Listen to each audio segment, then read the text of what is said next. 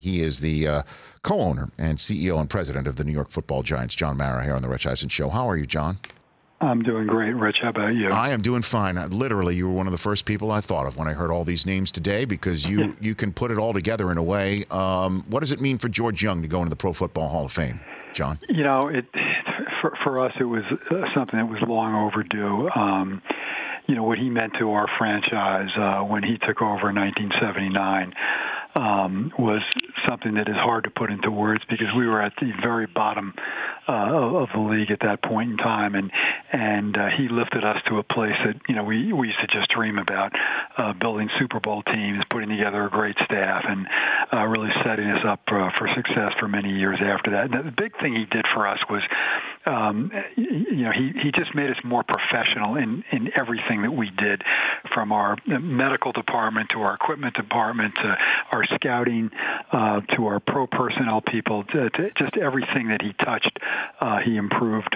And, you know, he set us up for success for many, many years. I just wish that he were around to enjoy this, because although he would have feigned indifference about it and everything, I know it's, you know, knowing him, I know it's something that would have meant a great deal to him. I'm sure. Was he pounding the table for Parcells, best you can remember from back in the day? Was he an advocate for Bill? And he was. Although there was, you know, quite a bit of luck involved there too. You know, at the time, if you recall, Ray Perkins was our head coach, and he left us to go to Alabama. And you know, George thought that we had something good going at the time. You know, we had Lawrence Taylor and Phil Simms, and, you know, people like that on our roster. And, you know, George wanted to maintain some sense of continuity. So, and Bill had some head coaching experience in college. So, you know, he was the only one on the staff, as I recall, that had any head coaching experience. So George went with his gut, and Bill ended up being our head coach. And, you know, the rest, as they say, is history. So, is there any good story about Lawrence Taylor and George Young that you can pass along?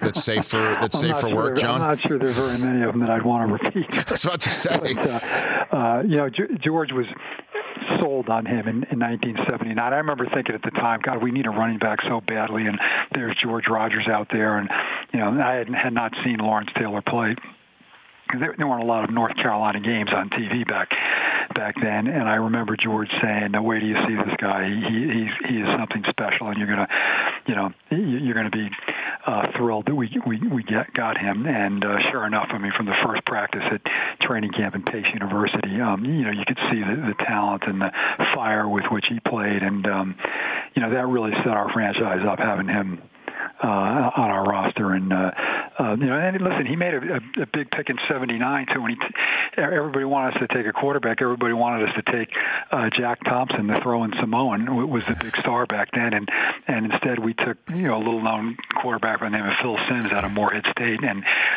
you know, got really criticized for it. It kind of reminded me of our pick of Daniel Jones last year. It was booed when it was announced by Pete Rozelle, and, you know, Simms became a great player for us, and then 2 years later, you know, he added Lawrence. So, but, you know, Lawrence was obviously probably the best player in the history of this franchise, but he was certainly not without his challenges as well.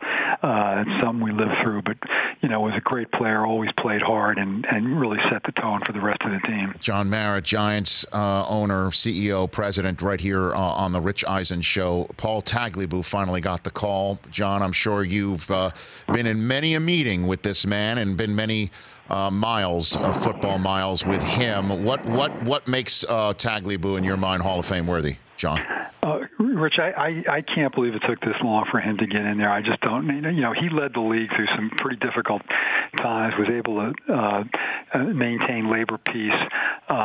You know, we went into a whole new era in the TV, with our TV broadcasts and everything. He, you know, oversaw a lot of rules changes that made the game better. I mean, he to me, made so many contributions to the league. He should have been enshrined a long time ago. I'm just happy that he's finally going in right now. But he was a great leader for this league. He's somebody that all the owners respected, and I believe he had the players' respect too. I think he was unfairly criticized for certain things. You know, but I think it's about time he got in there. And again, he was he was at the forefront of so many of the innovations that the league has seen over the last, during his period of time as commissioner, and really did an outstanding job there. I'm just happy to finally see him get into Canton. Well, the two aspects of his commissionership that stand out for me, outside of obviously the creation of NFL Network, was him saying that post-Katrina, the Saints are staying in New Orleans. And then also 9/11, John. Obviously, we all as New Yorkers lived through that. I wonder what his commissionership and guidance at that time meant for you, with you, and with the organization.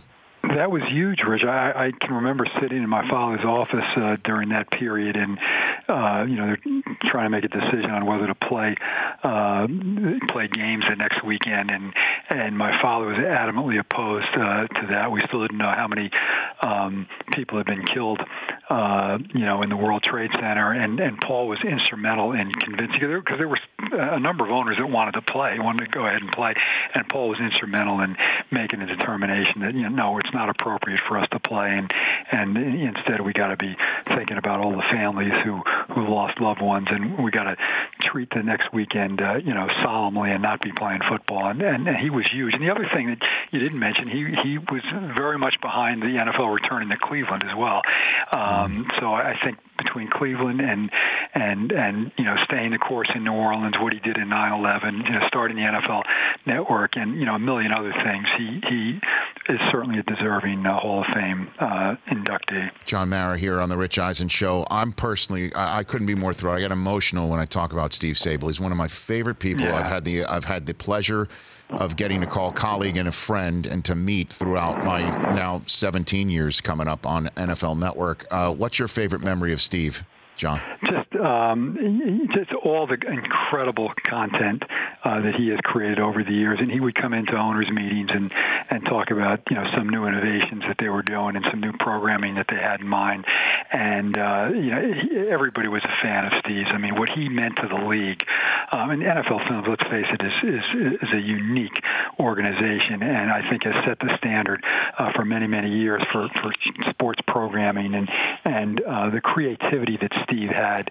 and the great programs that he's put on over the years, I think are just so unique and have meant so much to the league and to all of the teams that he's a very deserving inductee. And again, it's kind of a sad thing. You just wish he could be around to enjoy it, he and his family, because I think it's something that would have meant a great deal to him. Well, I'm sure he and his dad and Facenda are all getting together tonight. Absolutely. I mean, we all grew up with the John Facenda, doing the audio for all those great highlight shows and everything else. And Steve and his dad are such a big part of NFL history. It's great to see him going into the Hall. John Mara, President, CEO, co-owner with Steve Tisch of the New York Giants, here on the Rich Eisen Show. I'd be remiss if I didn't ask you a couple of more contemporary questions. John, you said that your new coach, Joe Judge, you got the right guy and that he blew you away in the conversation. You blew all of us away by naming him. Not a lot of people saw him on a radar screen. John, what'd you see? Well, Rich, his interview, and it's been pointed out by more than a few people in the local media that I've had a lot of experience interviewing head coaching candidates in recent years, but this was the best interview I had ever been a part of. He just was so prepared and so poised and so confident, and had displayed such great knowledge about what it takes to build a winning football program, and drawing on the experiences that he had at Alabama, and then with the Patriots and everything he learned from Saban and from Bill Belichick.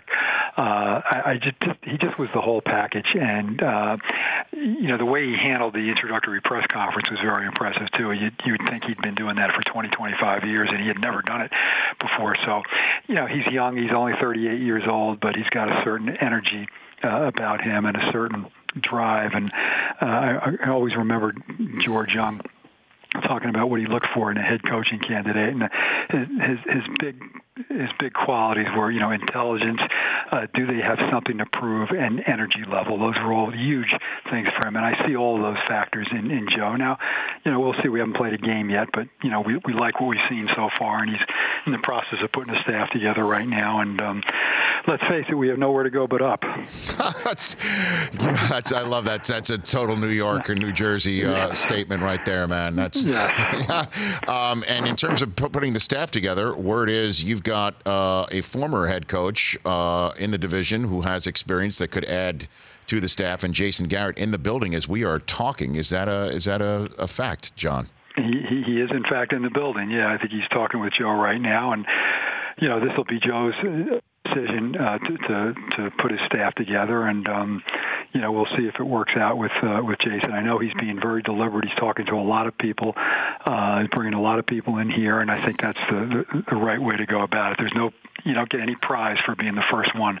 to assemble the staff. It's more important to pick the right guys, and we'll see what happens with Jason. Obviously, I'm a big fan of his, Jason having played here, and hey, let's face it, we had a tough time beating him for a lot of years. He always seemed to beat us down there. So I think he's a good football coach, and we'll see if it works out. Well, what do you like about him so much? That's an open-ended question. I've met him. He's quality. Yeah, he's just such a quality person. He has integrity and class. He's a very smart guy. He loves football. He loves to talk about football. I mean, there are a million things to like about Jason, but most of all, he's just a real quality individual. Last one for you, John Mara. You are on the NFL competition committee, and you are an important voice in that room. How do you think the year of pass interference being reviewable has gone? Well, obviously, a lot of us, including myself, are very uncomfortable with where it sits right now. But and I've said this before, we will sit down at the end of the year and review probably every pass interference call that was made this year, and probably a number of them where the calls were not made.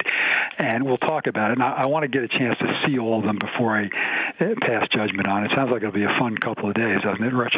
Looking at all those plays for 2 or 3 days. I've got a few I might send you, John. I've got a few. Yes. I always suggest. Just discuss. I always suggest.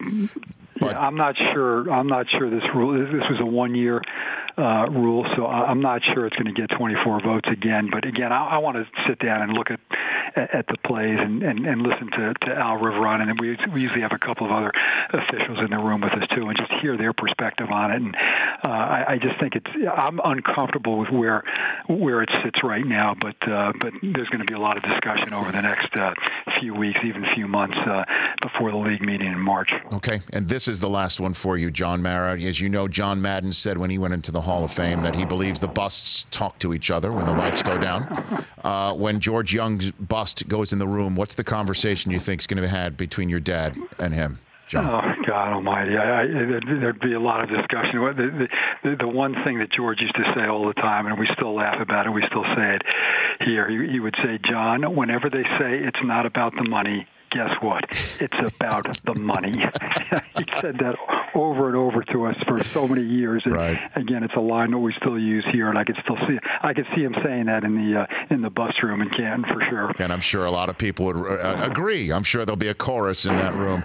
Hey, congrats on getting that news about George. I know it means a lot to you personally, and same with the commissioner. Does, Rich. Thank you. You got it. Thanks for the call. Appreciate it. Always enjoy our chats. Thank you. That's John Mara of the New York Football Giants right here on the Rich Eisen Show. For more of the Rich Eisen Show, tune to Audience Channel 239 on DirecTV for free on BR Live, or download the Rich Eisen Show app.